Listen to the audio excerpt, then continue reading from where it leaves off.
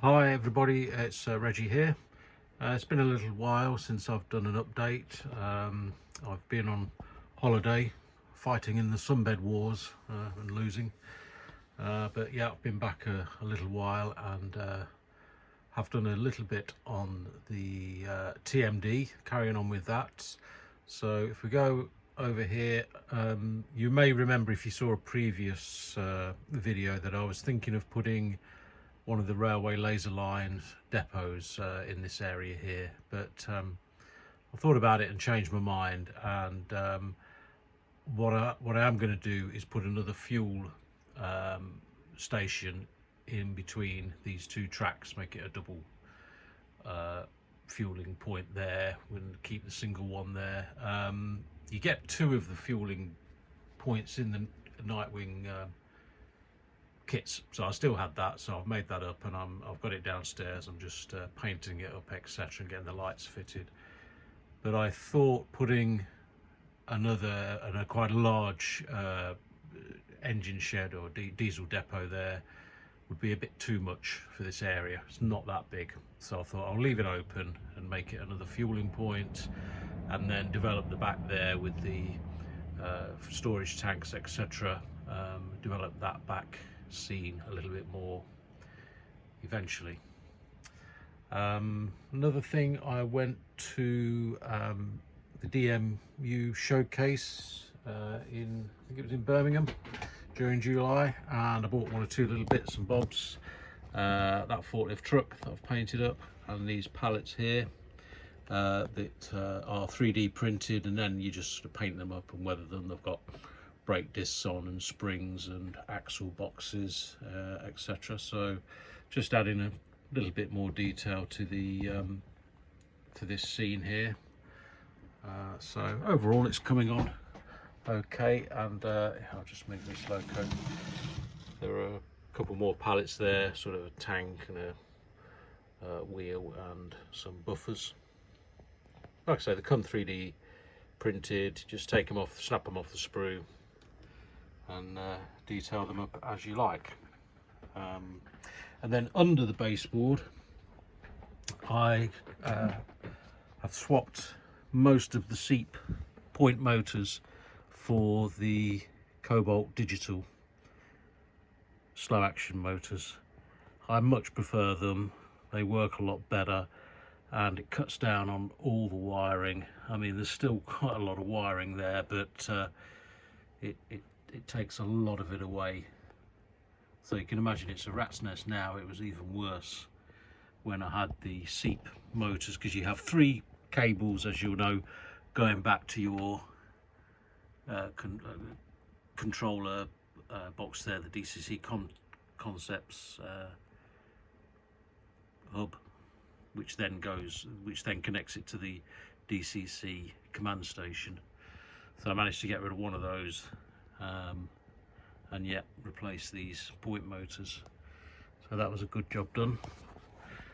So there is a pile of old seat motors and wiring, etc. The wiring will come in handy. The seats I'm going to get rid of. What else? Oh, I was in Audi the other day, and they had on sale this little cordless vacuum, $14.99. They've got them in stock at the moment. It is really powerful.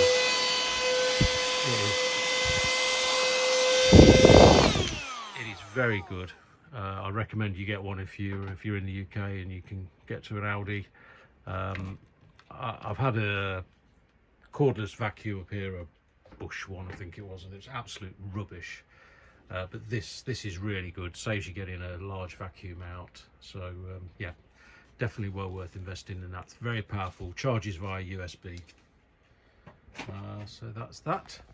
So okay, what I'll do, I'm going to carry on getting the fueling point sorted out, and I've got to ballast this and weather it, etc., etc., get the lighting fitted, and I'll come back to you when I've done a bit more. So it's been a few days since I took the last clip, and I've ballasted and weathered the track, and I've built the second Nightwing fuel station, and put the railway laser lines fuel depot grids down. They're quite effective, I think. Give them a bit of weathering as well. And they're on both sides there. You can see that. And then for the lighting, I've used Express Models again. I'll just come into here. They do a fluorescent light tube. I think it's $5.95, something like that. And that's on both sides. And the good thing about that is that they do have, you can adjust the brightness there, so you can turn the brightness up or down depending on how you want it. So that's why I've not stuck this down. These are a bit springy, but I don't want to stick them down. May get some double-sided tape or something just to try and hold it down a bit better. But yeah, overall, not sure what to do with this middle bit yet. I might put some more hard standing down. I don't want to fill the whole thing up with ballast, so I may, like I say, put some hard standing between those two, and maybe a little bit more ballast down here. And then at the back, I'll try and develop this fuel storage tank area a little bit better. So there's a lot of detail to be added to it. It's just ongoing, as everything is on a model railway layout. So yeah, I think that looks good. I think it's better than putting another shed there, which I think just would have been a bit too much. So this allows the 2 tracks. Unfortunately, the only way into it is by going into the load bank, but you know, needs must with space restrictions. But I'll leave it there. I'll do a few running shots at the end of this video, and yeah, I think it's coming along okay.